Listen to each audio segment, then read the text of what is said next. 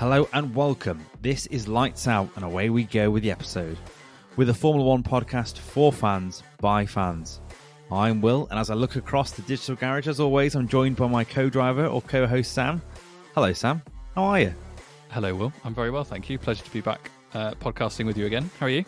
I'm all good, thank you, yes. It was nice to see you at the weekend. We watched qualifying together on Saturday evening, which was entertaining, as we'll come on to. Mm-hmm. Yeah, I'm all good. How are you? Yeah, good. Yeah, it's been nice. It's been nice long weekend. Sorry for those of you listening internationally, but we've had a big coronation this weekend, so we've been granted an extra bank holiday today, which has been very nice. So yeah, been a good long weekend actually. Before we get to Formula One, did you enjoy the coronation? I did. I mean, I didn't get to see a huge amount of it. As I've mentioned on previous episodes, I've got quite a young daughter, and there's only so much pomp that I think she'll put up with on the telly. So we watched a bit. I got about as far as King Charles being crowned in the Abbey, and then, yeah, she very much decided it was time for something else. She was being the princess then. She was, yeah. Very good.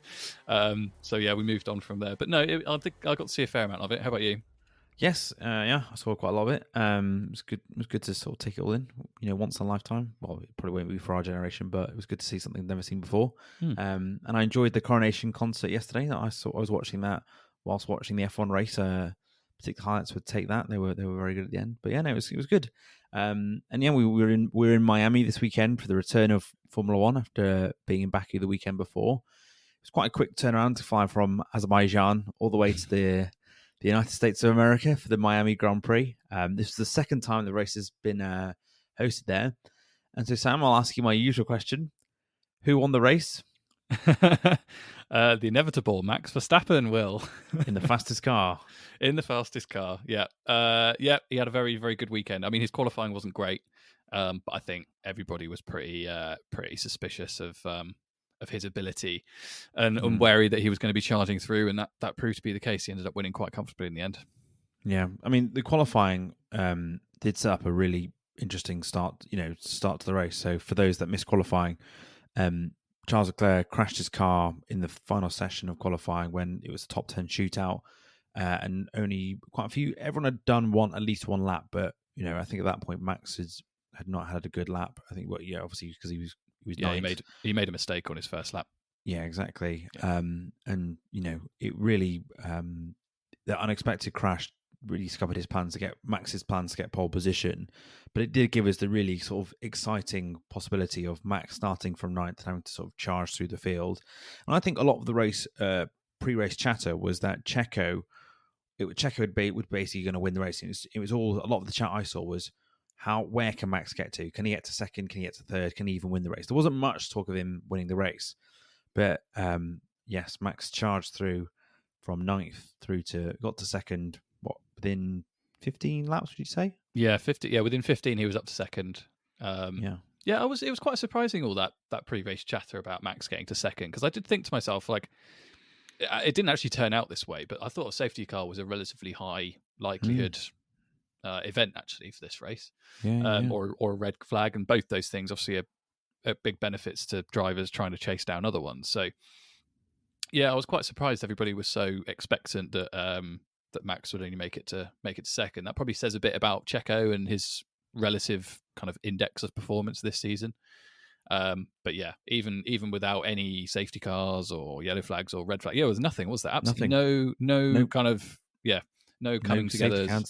No yellow flags. No retirements. All 20 cars finished. It was quite. I can't remember a race where we hadn't even had a yellow flag or a retirement for a long time. Yeah, no, it was quite unusual. But even with all of that, Max still kind of comfortably ended up winning. I don't know what the distance was at the end, only 6 or 7 seconds from his teammate. And I think there was something to be said as well, that he was on the optimum strategy for sure. So I saw a statistic about how all the drivers that started on the hard tyres and then went to the medium tyres late in the race made up significant places. I mean, just a couple. I mean, Max made up 8, obviously, in a very fast car. But Lewis, who had a really poor qualifying and qualified in 13th, he managed to make it all the way up to 6th. So he made up 7, I think, in the end. Is that right? Yeah, Lewis finished 6th. Yeah, 6th, yeah. So he made up 7 places, and I think there were only 2 drivers out of all of the drivers that started on the hard tyres that didn't make it up the grid. So yeah, the optimum strategy was very much start on the hard tyre. I think the medium tyre was fine on the day, but at the start of the race with a full load of fuel, carrying all those extra kilograms, it made life quite difficult for some of the drivers. So, and they got through their tyres quite quickly and had to therefore compromise and pit early, as Checo did, and switch onto the mediums. I switched onto the hard tyres rather, and left them a bit short towards the end of the race. So, yeah, a combination of Max being very, very good, the Red Bull being very, very good, and him being on the optimum strategy made it a bit of a doll for him in the end. Yeah, I think Max did 40 out of the 57 laps on those hard tyres, so a mega stint. And I think I think Max obviously made the right call there from a strategy perspective. He's thought, well, I'm starting ninth. I'll go long in the first stint to charge through, and I'll just manage my tyres for a bit, and then I'll see where I am if I'm second, and if I need fresh tyres to sort of attack Checker towards the end, I've got them. But actually, he was putting in really quick laps, and the gap actually increased those last few laps before he pit stopped, partly from him setting the fastest laps, but also Checo made some mistakes as well. So for ages they were maintaining a sort of a 15-second gap, and at Miami they predicted they needed about a 17-second gap for a pit stop, and it ended up being 18th. But even then, despite that though, Checo I think managed to do a push lap when Max was in, so that when Max came out of the pit stop, he was behind Checo. And then he overtook him a bit later. Before we talk about Max overtaking Checo, I should say we actually figured out at the weekend what Checo stands for. Would you like to reveal that to the listener? What does Checo stand for? Well, it's a very common Mexican shortening of the name Sergio, right?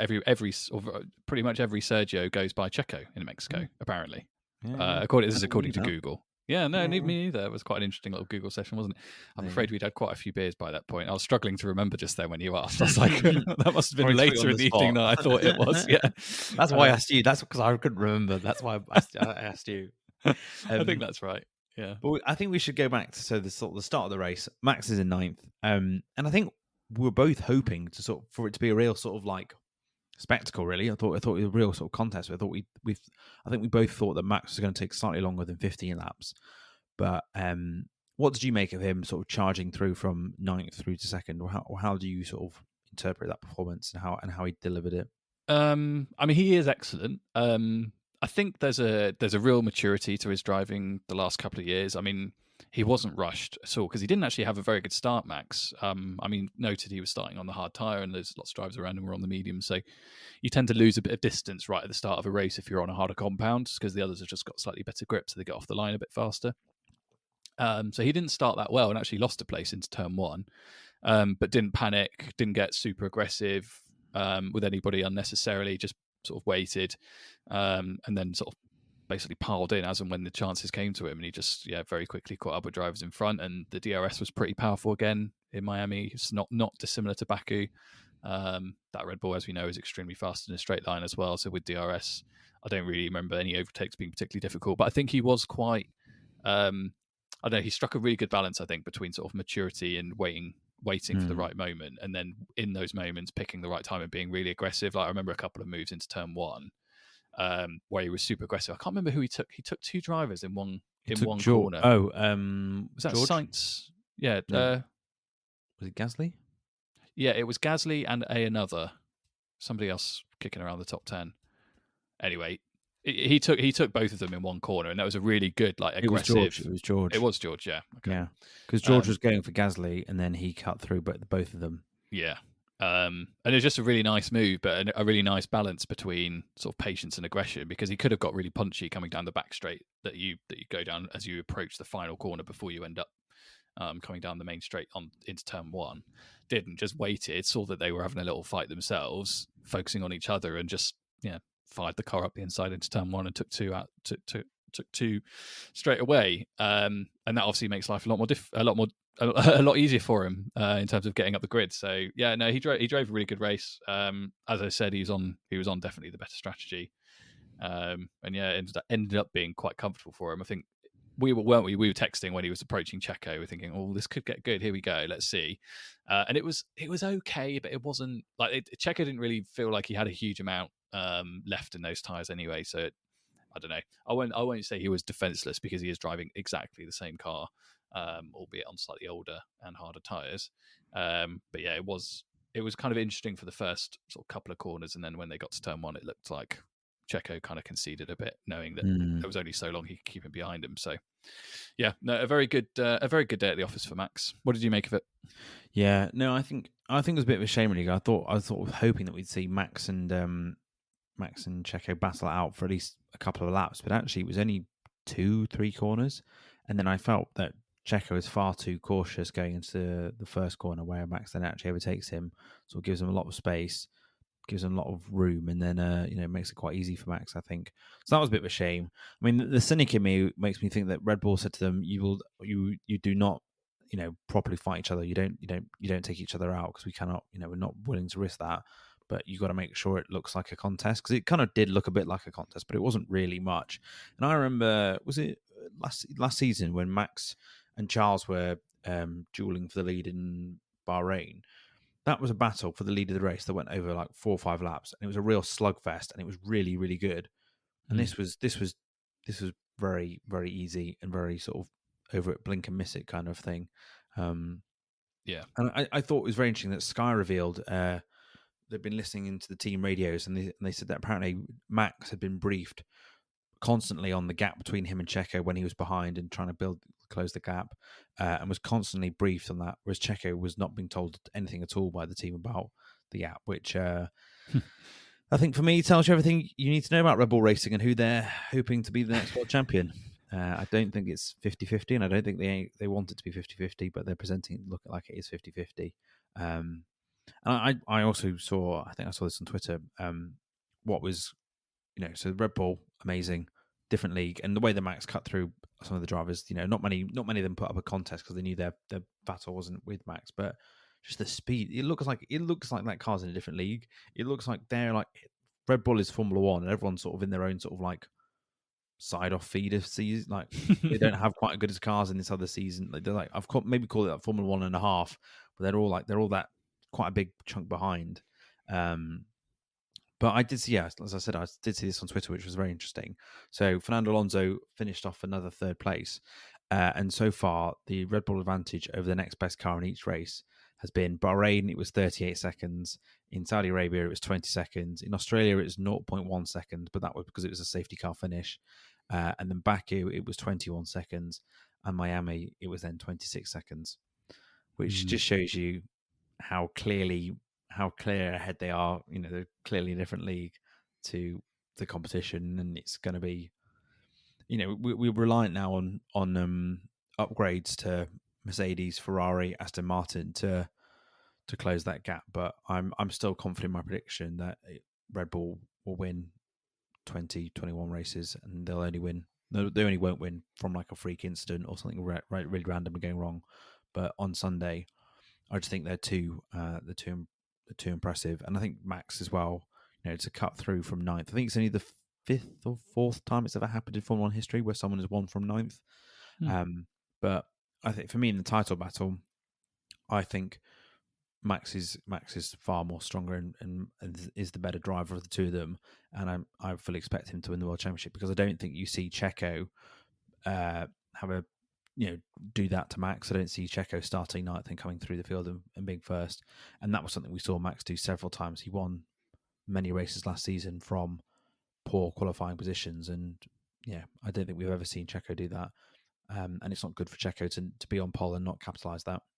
Yeah, no, I'm minded to agree with you. I think Checo is to Max what Valtteri Bottas was to Lewis Hamilton all those years, but we'll see. The car's a bit more pliable for Checo this year. Maybe we'll see some madness, but it's going to result. So it's going to require some DNFs and mechanical issues and other randomness to affect Max, isn't it? But even then, in a weekend where his qualifying was really hampered and he starts in the middle of a mixed up grid, he looks pretty inevitable, didn't he? So, yep, I think you're probably right on that one. Should we talk about Alonso? It's kind of best of the rest yet again. Another podium in the bag. Yeah. He's I think a pretty boring race. I think he didn't, he was fighting Carlos Sainz a bit towards the start, but that wasn't really much of a battle. He just sort of had to keep him behind. And then I think he had a lot of sort of free time, and he was even watching the TV screens because he was praising Lance Stroll, the team radio, because he managed to catch him on the big screen going into turn 1 and saw that Lance had done a really good overtake. And I think, but there's definitely some sort of bonus system he gets for praising Lance on the team radio from Aston Martin. I think whatever PR that Leah, whatever PR that Stroll can get, he'll take, and so that's what they'll do. But I definitely get the sense that Alonso is starting to get a bit frustrated that he's only getting third. He alluded to that in his post-race comments, saying that great to get another third, but we need to close the gap. We need to start contesting for wins. And he thinks that Monaco might be their opportunity, because of Monaco. That will be that race will be decided by qualifying, and if they can do something special in qualifying, then that'll be interesting. Yeah. But what did you make of Alonso? Yeah, another very solid weekend. Absolutely battered Lance Stroll. Yeah, just started. What was Stroll? I think Stroll qualified 18th or something crazy. Yeah, and he finished 12th, 13th. Yeah, pretty terrible when you consider how much faster that car is than everybody else, and the opportunity to start on a better strategy than everybody else as well. Yeah, he didn't have a great race. Certainly in comparison to Fernando. Yeah, it was quite funny. Fernando commenting on the overtake that Stroll managed to put on somebody towards the back of the grid, watching it while he was schlepping around at 200 miles an hour. Of course, why wouldn't you just be watching TV? Mad, but yeah, no, I'm with him on Monaco. That feels like a good opportunity. Although I'm making an early prediction that I think Charles Leclerc will get pole in Monaco and actually win the race. I just have a feeling it could be his. It's like his year. It's got to be. Okay. We'll see when we get there. I'm kind of hoping I get Charles in the predictions game there, but we'll see. But no, yeah, there are a few opportunities for Alonso and Aston Martin over the course of the rest of the season. And yeah, upgrades are going to be a big part of it. I mean, we'll talk a bit about Mercedes in the second half, but obviously they've got their alleged B-spec car, totally different looking machine coming in the next Grand Prix at Imola. So hope springs eternal. That's a little bit closer. And Ferrari are very strange. That like one week, last weekend or the last race in Azerbaijan, they looked like they'd really made up a bit of time and kept Red Bull relatively honest until the latter stage of the Grand Prix. And yeah, this weekend, Charles looked quite quick before he crashed his car, which was unfortunate. And Sainz looked like he had the car really well hooked up as well, but wasn't really a match for Alonso in the race. So yeah, there are certain cars definitely that are much better in race spec than qualifying. Namely Aston Martin and Mercedes. But yeah, good weekend for Alonso, and a good weekend for Alpine as well. It's probably worth commenting on them. Got both cars into the points. Yeah, it's a pretty good result for them. So definitely making some progress. I mean, I feel like they've been a bit unlucky, really. Like they could have had they would have had a double points finish in Australia, but for all the carnage after the second red flag. So yeah, they've been a bit unfortunate in some races. But no, they've looked like they've got quite a solid package themselves, and who knows, with a few upgrades, maybe they'll manage to push themselves up the grid a bit too. I definitely think they're sort of best of the rest after sort of Ferrari, Aston Martin, Red Bull, Mercedes. I definitely think Alpine are definitely the next best team. Although I think now equal points with McLaren. Oh, are they? I think so, yeah, because they've lost a lot of points. And I did actually see the CEO of Alpine, the French sport car company, who sort of obviously oversees the funding and resources that the F1 team get, came out on Saturday and called the team amateurish and said it was disgraceful, the performances they were putting in. So that's nice. They'll be pleased to see that worked. But I don't think you can do that every weekend. No, probably not. No pressure. No, I think Alpine have been pretty unlucky so far this season. They would have picked up many more points, but for some misfortune in a couple of races. So yeah, I'm pretty confident they'll finish relatively well the rest of the season. Maybe they'll get to sort of fifth. With the right upgrades, they could end up fourth in the constructors again, but seems unlikely. It's quite a long way back, isn't it, now already? That those teams you've already mentioned have built quite a gap. And as you alluded to, like reliability this season seems really strong. I mean, we've seen crashes, but we haven't seen many cars just break down or anything. So, yeah. There is a fear that if Alpine, and to be fair to them, we've not really given them much airtime so far in the podcast, because apart from their crash in Australia, they've kind of been a bit under the radar. But there's a risk or a fear with Alpine that if they continue to sort of plateau at this sort of like fifth, sixth best team in the championship, I wouldn't surprise me if one day they pulled the plug and said, you know what, actually we're not spending all this money because it's not, we're not pushing on. We're sort of stuck in the middle of the table. We've seen Renault walk away from the sport before, and Alpine is the sort of splinter bit of Renault. So it wouldn't surprise me if they one day turned around and said, actually, you know what, we've spent too much money, too many of our euros have gone on to this, so we're leaving, but we'll see. I mean, that's I'm calling that very early, but we'll one to watch maybe. Yeah, let's hope not. Well, Formula One can't really afford to lose manufacturers. No, we're not flush for many, so no. And I suppose the rest of the race was pretty nondescript. We're going to cover Mercedes, McLaren in the second half. Any other highlights of the weekend? One massive highlight of the weekend, and it wasn't anything to do with the race. It was during. Was it the pre warm up? Of course. The pre announcement. Was it the way they announced the drivers? Oh no, it was not that. Okay. No. Well, we'll come to that in a moment too, because I think we probably differ in opinion about that. No, my highlight was during Martin Brundle's, as ever, excellent grid walk. Usually the grid walks he does in the US are quite funny because the celebrities you get at those races tend to be like absolute A-listers, and they're not used to being like chased down by a British correspondent for Sky Sports, and albeit a bit of a legend and former driver himself, but they tend not to know this.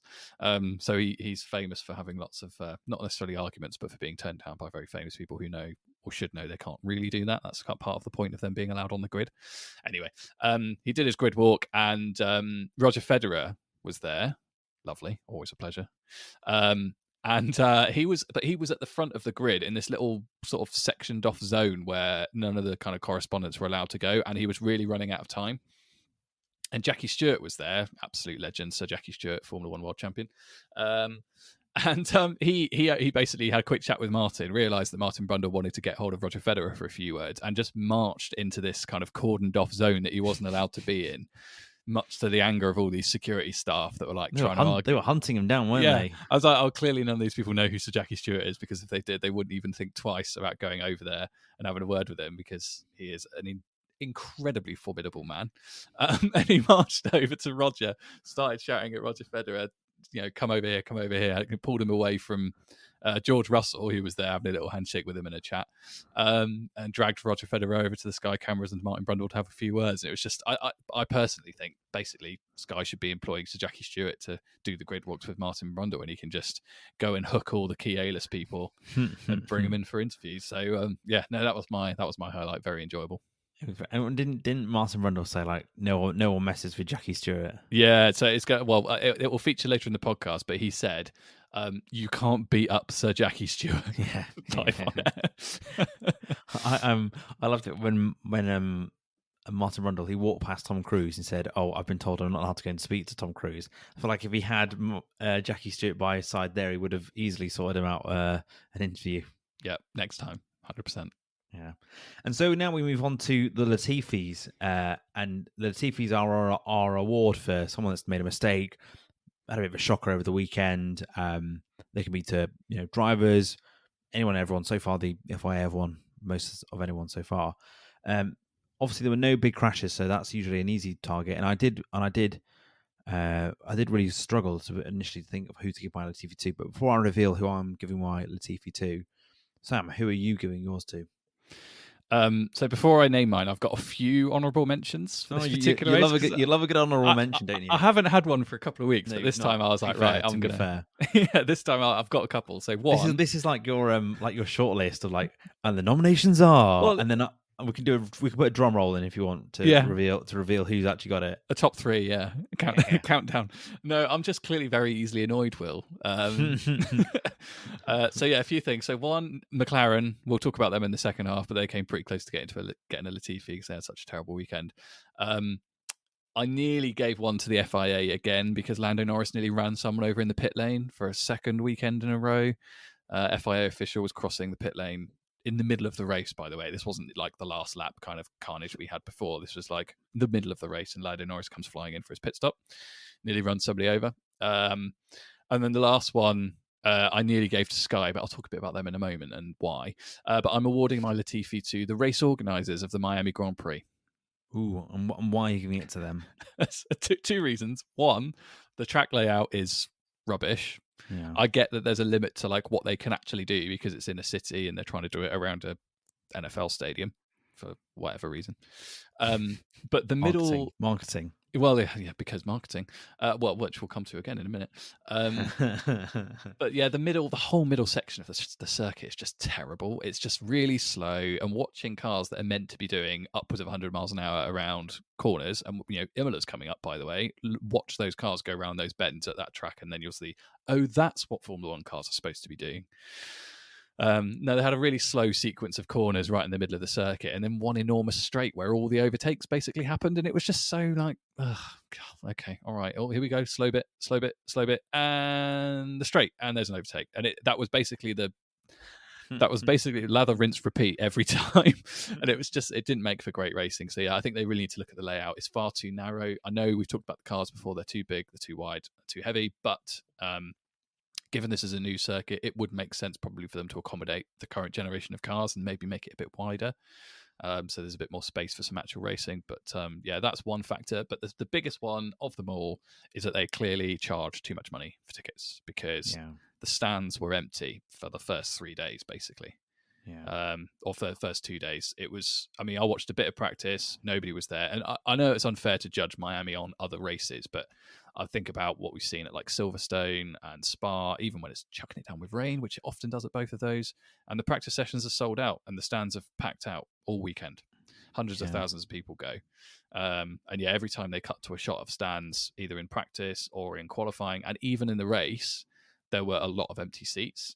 And I thought, well, I'll have a quick look and see if I can maybe work out why that's the case, because Miami was quite a popular race last year. It completely sold out last year. Yeah, completely sold out. Obviously, it's the first time it was on the calendar, so there's probably something exciting about it. And there is definitely a Las Vegas element to all of this. I think, like, a lot of the people that were willing to spend a significant amount of money going to a race this season probably thought, oh, I'll go to Vegas because it's the new one.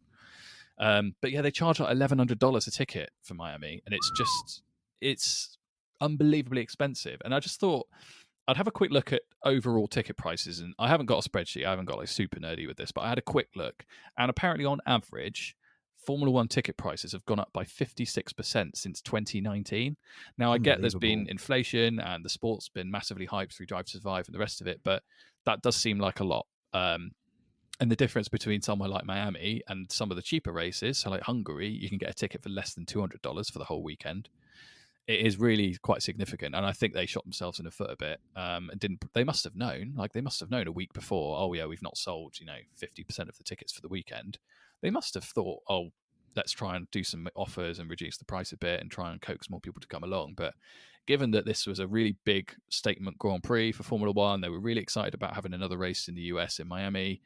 Big for the city, big for the sport, big for the brand marketing. It didn't look very good, did it? Really? The race wasn't particularly exciting, as we've spoken about now, and a lot of people weren't there. A lot of seats were empty. So yeah, Latifi goes to the organisers of the Grand Prix. Fair enough, well deserved. Just on the tickets, when I went to the Barcelona Grand Prix last year, I was speaking to an American chap in the queue, and I was saying, "Oh, how come you've come here? Like, you obviously got Miami and you've got Austin," and he said to me it was cheaper to come to Barcelona this was last year, to come to Barcelona to watch the Grand Prix there than it was to go to Austin, because the tickets were just so expensive, and like basically the demand was so high for them last year that everyone went for them, whereas this year I think I saw on Twitter on Wednesday, Thursday, apparently the organisers had quite an aggressive email marketing campaign in literally the days leading up to the race to try and shift the tickets because they just weren't selling. And it didn't help that they had like bright blue seats, so it was very obvious when there were empty seats. And it looked like the start line, that grandstand was absolutely rammed. Yep. But it looked like around the circuit there were lots of like gaps, and like it was very spare. So initially when they did I watched it I put it on about maybe like 45 minutes before the race started, and as they were the cars were sort of going around the track just to warm up a bit, I looked at them and there was a lot of empty seats, and I thought, oh, flipping it, they've really struggled to sell this then. I thought, oh, maybe people haven't quite gone to the grandstand just yet, but the difference when the race actually started wasn't that big. And also, like, when I went to Silverstone, like, everyone was in the grandstand a good hour beforehand because you wanted to see everything. Yes, it's obviously not sold very well. And I imagine my Vegas will be an absolute sellout. I'm sure they've sold every package available. And one thing I did see was that apparently the corporate packages sold out really well. So they added poolside cabanas, which this year, which are like right where the swimming pool was and where the fake marina was, where those like 4 random yachts were, just on hard ground, which I always find a bit odd. But they sold those, and they're like, a bed and some deck chairs and your own private pool, literally next to the circuit. They hold 15 people. They include food and a private bar, and the cost for one of them is $67,000. Or $4,500 per person, and they sold those out completely. So I think from a corporate, to the really high packages, I think they did pretty well. But a lot of the everyday fans things, they obviously struggle to shift the tickets, which is at the end of the day, Formula One is for the fans, and it should be. It's not about how many A-listers there, and it was impressive how many A-listers they did get there. The two of the world's richest men were there on Saturday, but a poor circuit and a poor fan experience is not really good for the sport, I don't think. No, I agree. I mean, part of me thinks maybe they're a bit of a victim of having another race in America, because you've got COTA, which is a really, really good race, like really good Grand Prix, great circuit, everyone loves it. And then you've got Vegas, which fills that kind of probably previously Miami glitz and glamour, interesting race from that perspective. Like maybe the circuit's not going to be that much fun, but because of the location that it's in, and you and I have debated this a long time about whether that's the virtues of doing that or not. But I think they've been slightly victim of the fact that glitz and glamour is covered by Vegas. And I suppose if you're a Formula One fan in the US thinking, I'm a diehard fan, I'm going to go to Austin and watch that race because the track's brilliant. Or I'm an interested kind of Formula One fan, I'd like to go somewhere with a bit of glitz and glamour. If you're willing to spend £1,100 going to Miami, why not spend $400 more and go to Vegas? That's probably the calculation that a lot of fans have made this year. So maybe that's a factor. But either way, all of that was totally foreseeable, and whoever's running the kind of Miami Grand Prix operations and show should have noted that long in advance and made it possible for more people to go. Yeah, and I did see that this is the second year of a 10-year deal that Formula One have got with Miami. So there's another 8 more years of the race there. And I did also see that the CEO of the Miami organizing team, or the promoter, was saying that they were weighing up turning it into a night race, which apparently if it was turned into a night race, which it should definitely not be, because we already have enough of those. But if it was a night race, that would be in the early hours of the European time zone, and no one will watch the race, so I don't think that will happen either. But yeah, well, a well-deserved Latifi for them, and that was an unscripted, unprompted sort of just discussion there about ticket prices, and something we should probably keep on our radar for other races if there are empty seats. We should. And so that honourable mention for Sky, which I'm not going to forget about, because Sky was nearly one awarded to Crofty and Brundle themselves, because they were hyping up the excitement in the grandstands during qualifying, and every time the camera shot, panned to one of the grandstands and there was nobody there. I just got really annoyed about it, because I was like, come on, you guys can see the same pictures we can. I get you're working for Sky and you want to hype the race, but come on, lads, you can do better than that. Anyway, that would have been a harsh Latifi for them, I feel. It would. You're right. Right. How about you? Who's yours for this week? So we've teased it already, and I think this may be the first time I've given it to a driver, but mine's is for Charles Leclerc, who had a shocking weekend. As I alluded to, he was to blame for the mistake in the qualifying, where he absolutely binned the car, and he pushed it too hard, and so. That was really poor, and that was one of the few sort of main mistakes that anyone made over the weekend. And then the reason why I shouldn't fully blame him this, but I do blame this. But because of that qualifying mistake, it then set up us to have a really exciting race. I thought, oh, here we go. Thanks, Charles. You've done a wonder here. And then because it was a procession, not procession, but because Max cut through quite easy, and then it was a bit dry. And there were no sort of good vibes. I kind of blame Charles for that as well, for teasing us the possibility of it being a good race and then it not being. But yeah, a slam dunk Latifi for him, and I'm sure he'll be writing more piano music. I do think he has got a Miami song coming out. I think it's meant to be out today or tomorrow, I think. But yeah, not a good one for Charles, and also not good because it's now starting to get a bit of a reputation of pushing too hard, not knowing where the line is, and being the cause. We've seen it quite a few times where he's actually pushed it and then he's not been able to control the car and he's spun off. Yeah, not a good weekend for Charles. He also crashed in practice. Crashed in 2 consecutive sessions. So I can't imagine the mechanics were particularly happy with him either. They didn't look very happy when they cut to him in qualifying when they saw he crashed. I think they all looked quite fed up that he'd done it again. Yeah, he's a really fascinating driver, Charles. I think he's. I mean, the reason he's got so many fans, and to some extent the reason I really like him as well, is he just pushes to the limit all the time. Like he has no chill whatsoever as a driver. He just, he's either on the limit or he just goes slightly over it and the car ends up in the wall. That's basically all he's got. Like he hasn't got a kind of coasting around. Like I can't imagine him in a situation where someone on the radio has told him he needs to like lift and coast like some of the drivers were told this weekend because there was no safety car and they underfuel the cars.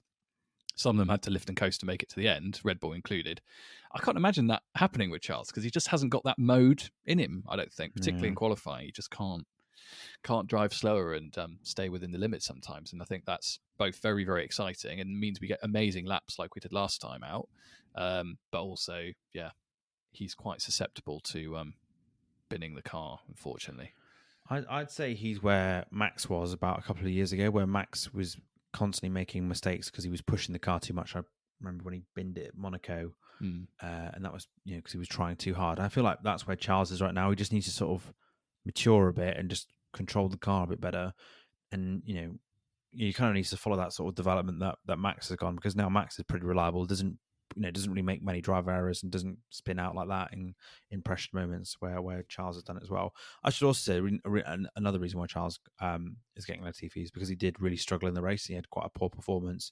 He really struggled to get past the Haas, and he didn't. I can't remember where he finished, but it wasn't. Did he get any points? I can't remember. I don't know if he did actually. No.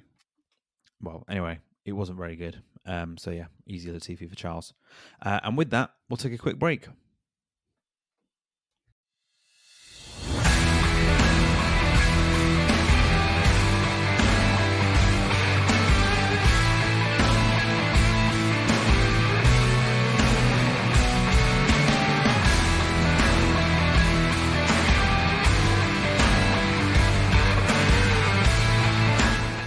Hello and welcome back from the break. Hope you had a jolly old time. We had a very jolly time here. We did, in the break, have a quick look, and Charles finished 7th, so not as bad as I previously just said as it was, but still not great. But so the Latifi still stands. It does. We did tease this a bit throughout the first half, but we wanted to cover a little bit quickly now. Both McLaren and Mercedes, they really seem to have very variable pace and performance from race to race weekend. And this weekend seemed to be a pretty poor one. Sam, what did you make of it? Terrible. For both of them, had a terrible. For both of them, or for just McLaren? Just McLaren. No, I mean Mercedes weren't brilliant. I think the Mercedes. Well, let's do McLaren first because they're probably the easiest one to talk about. Just a shocking weekend, really. They had absolutely no pace whatsoever. They were poor in all the practice sessions. Really, really poor in qualifying. And when you consider how good Lando Norris is, particularly in qualifying, for them to not even make it out of Q3 was a bit of a shocker. Particularly for me, as someone who had Lando Norris in the predictions game last race, which we'll come to shortly. I'm excited. Yeah, no, they had a really poor race, and it's very strange because it did look like in Azerbaijan they'd maybe found a bit of pace and they'd caught back up again a bit. And there's something about the variability of their performance for sure from track to track. There are certain conditions it seems to perform better in than others. But yeah, overall, just a really bad weekend for McLaren. What's particularly bad for them is they've also developed the car quite a bit the last few races and bought quite a few new parts to it. And for them to be 17th and 19th, and I know one of them, I think it was Piastri actually, who had he had an issue with his brakes, so. They've got fly-by-wire brakes, but he had some issue in the software, and it made braking really difficult. So he was really struggling anyway. But yeah, they were so far back from everybody else. It was just a very much a weekend to forget for them. It's going to be quite interesting to see what happens over the next few weeks because we've got three races coming up in 4 weeks, I think it is, or 5 weeks. Yeah. So there's not a huge amount of time for any more development unless you're Mercedes and you bring in a B-spec car to Imola, allegedly. So it's just going to be interesting to see like the comparison from weekend to weekend and how they perform, because Imola as well, particularly, is a track where Norris has performed quite well before. And yeah, I want to see what that differential looks like. And with Mercedes, I think there's something. I mean, we'll talk about them maybe in a moment. And I'll let you comment on McLaren, but there's something about the quality of the two drivers they've got, I think, as well, in Hamilton and Russell, that do definitely make it and contribute towards their overall race performance rather than qualifying.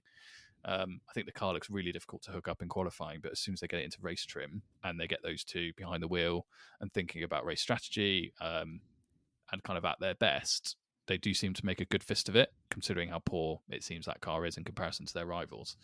But yeah, I don't know if McLaren don't really have that.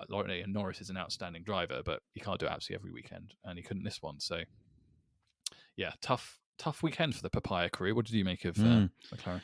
Yeah, just very interesting how they they can go from being in the points one weekend to then being basically the back of the field the following weekend. Yeah. I suppose the only sort of comfort that McLaren fans can take is that they've capitalized on when they've had that performance. They've got quite a good run of points already, considering they've been so variable, and they've had we previously spoke about the poor start of the season that they've had. Yeah, just I don't know. It's hard for them. It must be very frustrating for them turning up one weekend and being in the points, and then the next weekend and just being absolutely nowhere and sort of making up the field. And I know that Zach Brown will be pushing that team pretty hard to fix these problems.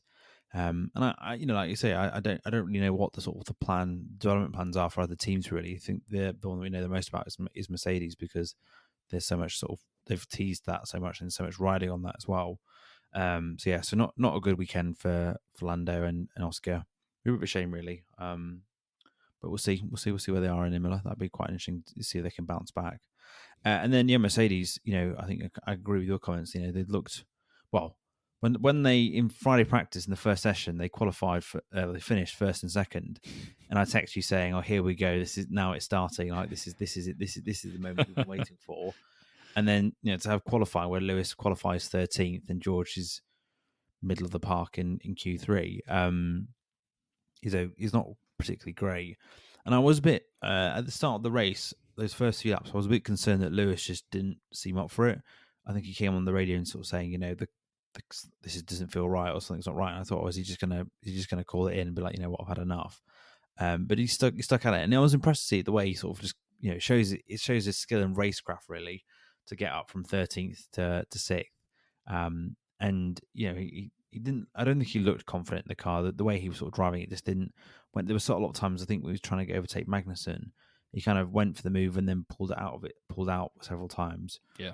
Whereas I think peak Lewis in a car he feels confident in and it's a bit quicker, is going for that and absolutely nailing it. Whereas he just obviously doesn't have confidence in the car to try anything risky. And when him and George were near each other, they cut to George. George did look, just the way he was driving the car, just looked much more sort of assured and confident in it. And I'm sure George will be annoyed that he couldn't really put up a fight with Verstappen when he flew by. But yeah, I'm sure he was happy with his results. Well, good for him to come in 5th as well. That's not a bad fourth. Was it 4th? George. Yeah, 4th and 6th. Sorry, I misread that. But yeah, no, happy for him as well. And yeah, we'll have to hopefully see what this B-spec car in Imola looks like in 2 weeks' time. I do think you've come up with a good name for it already. You've dubbed it already the Black Bull.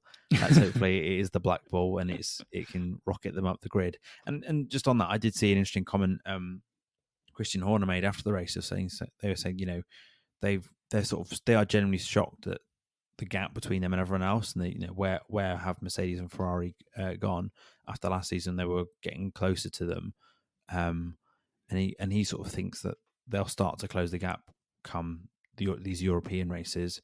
Whether the gap closes significantly, I'd be surprised, but because that Red Bull is still going to keep innovating and still going to keep developing, and obviously they've got their cost cap punishment as well. But yeah. I'm intrigued to see if we can get some closer racing from the development race that's going to unfold over the next few races.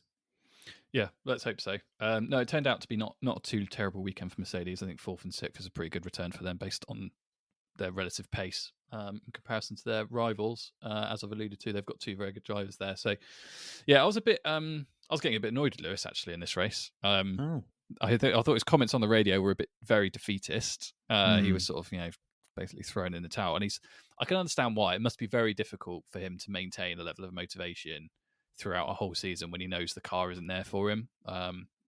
Particularly, he's doing it for the second year in a row, and 2 years after he had a championship, like he did in 2021. It must be really difficult to try and keep that going. And there were I remember a couple of times last season where he sent similar radio messages, and Bono had to just say, no, come on, Lewis, pull yourself together. Yeah. And then he does, and has a great race and wins a load of points. And that's exactly what happened this weekend. So it does feel like a bit of an MO with Lewis now. Like, he'll have a bit of a downer for the first 10, 15 minutes of a race when he realises he's definitely not going to win it or get close to winning it, watching Red Bulls drive off into the distance. And then, just needs reminding that there's more to play for right now. And there's a lot of races this season. Who knows what could happen? So, yeah. That was a bit disappointing. And on the Magnussen one, I mean, Magnussen is a difficult overtake, I think. Everybody's aware of what his kind of aggressive defensive driving can look like. But by the third time, I was a bit like, come on, Lewis, just strap on a pair and send it, because that's the only way you're going to get past Magnussen. Like, if you're a bit tentative, he'll slam the door in your face and you'll never get past. So he finally got near enough and just sent it, and basically gave Magnussen a choice between driving into him or letting him past, and he let him pass. So fair play. You did text me saying that Lewis just needs to grow a pair and get on with it. Yeah, well, this is because he had two really good looks in laps before, and he backed out both times, and I was like, you're not going to force Magnussen into a mistake that just basically lets you past him. You're going to have to send it at some point. And then he finally did. So, it was good. George had a really good race. I think he was just generally the better of the two of them all weekend. I think George on pace. He had Lewis covered in every session basically, and did quite well to qualify where he did. So, good weekend for George. Lewis is still fourth in the championship. Mad. Yeah, very strangely. It doesn't feel like it, does it, based on how Mercedes have performed relatively this year. But he's still fourth. We'll see. Hope for the Black Bull racing car. The Oracle Black Bull. The Oracle Black Bull racing car. Yeah, Imola, we'll see. I don't think they're going to bridge the gap to Verstappen and Red Bull, but maybe they can gain a bit and cement themselves in sort of the second or third fastest car. And potentially challenge for a win here or there. I think that would make life a bit more interesting if in some of the races there was a bit of as and when the kind of safety car red flag weather variability comes into play, we'll see something a bit more interesting. But yes, not a terrible weekend for Mercedes, but a lot of hope rests for the race in a fortnight. Yeah, I agree. And was your weekend in the predictions game as bad as McLaren's? Yes. Oh, get in. Go on then. Let's give us the results then. All right, here we go then. So, for those of you who are recent new listeners, Will and I have a predictions game every week. We each predict the finishing position of three drivers based on the final classification each Sunday. And we get points for however many places out we are. So points are bad. Will, your first driver last weekend was Max Verstappen. You predicted him to win the Grand Prix, and of course, he won the Grand Prix, so you get no points for that one.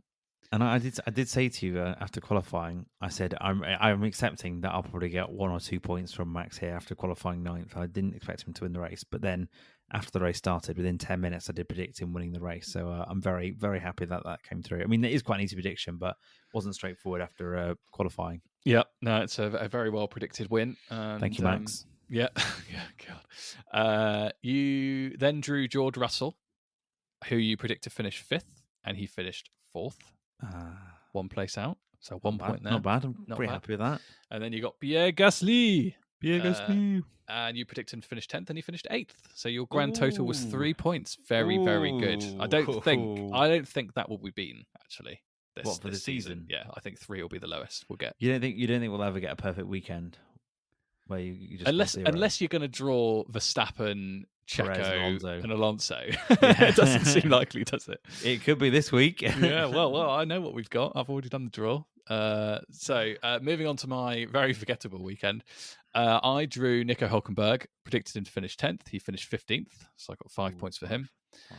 Alex Albon, I predicted to finish 14th, and he finished 14th. Hey, very good. So there's some slight retribution there. But Lando Norris was the stinker for me. I predicted him to finish 8th after his excellent performance last time out.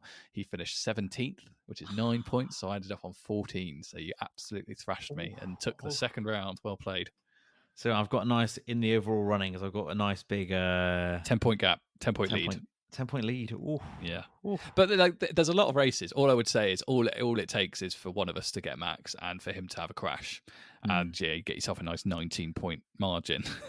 You were praying for that on Sunday, weren't you? I was, but it never materialised. So, say la vie. I'm happy with that. That's a good. I mean, that's consecutive win to me. Yeah, I'm on a nice little purple patch, just like Red Bull.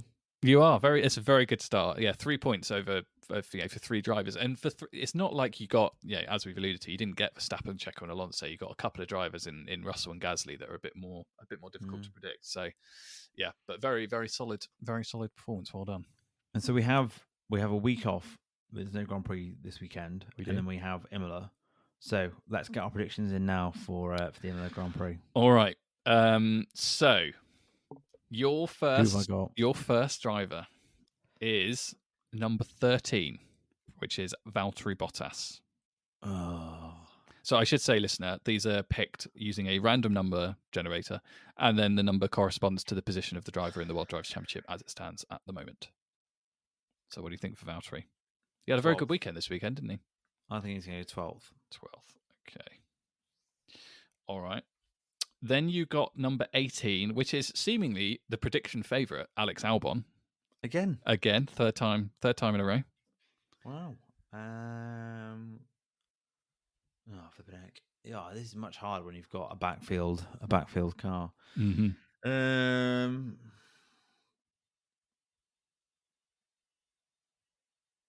gonna go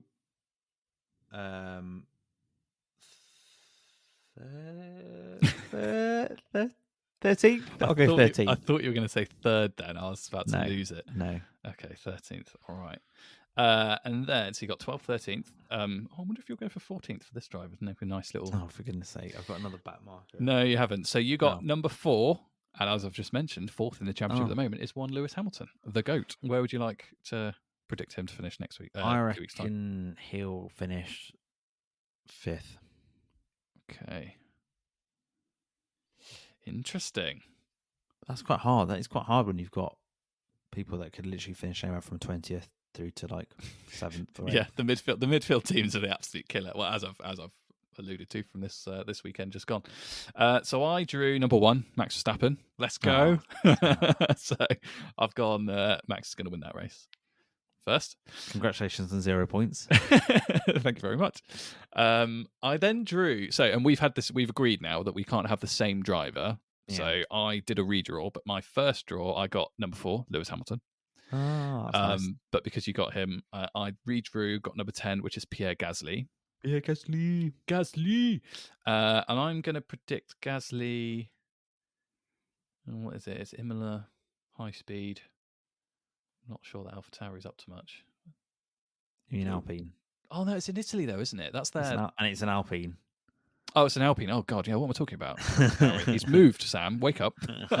Alpine. Okay, yeah. No, that's better. That's pretty good. I'm gonna go 9th for Pierre Gasly. Nice. And then I drew number 6, which is George Russell. Ooh, so you got good range there. We've got both Mercedes between us. It's a tough one. How good's that B-spec? How good is the Black Bull racing car going to be in Imola, Will? Come on. I think Mercedes will be best of the rest next time out. So I'm going to go George Russell to finish 4th. Nice. Okay. Well, there we go. That's very good. Very good. And so we do our usual race winner prediction. I mean, we already know who you're predicting, but my prediction is also Max Verstappen as well. So there we go. So I think that's the end of the podcast. Thanks very much for joining us. Please remember to subscribe and leave a review on your favourite podcast platform of choice. If you enjoyed it, why don't you share it with a friend? Hopefully they enjoyed the pod as much as I enjoyed Martin Brundle warning the security staff that they can't beat up Sir Jackie Stewart. Follow us on Twitter. We're at Lights Out Lads, and on Instagram we are at the Lights Out Pod. Will, we are heading back to Europe in a fortnight for what is hopefully a spicy meatball. But we have a gap. We have a week. What have we got planned for our special podcast next week? Yeah, so in our with no race to sort of discuss, I thought we could look at underrated drivers. So we'll spend the first half looking at who in the current field that we think is underrated, to give them a bit more love and attention, because they probably not had much time so far on Lights Out. And then the second half, we'll explore some of the most underrated drivers in Formula 1 history and who we think has stand out. So people like Nick Heidfeld or Pastor Maldonado, some of the most iconic names as well. So yeah, so we've got that. Then we've got Imola, and then we'll have Monaco and Barcelona the following weeks after that, I'm pretty sure. But yeah, so I look forward to seeing you next week, Sam. That's all from us. All the best, and goodbye. Bye-bye.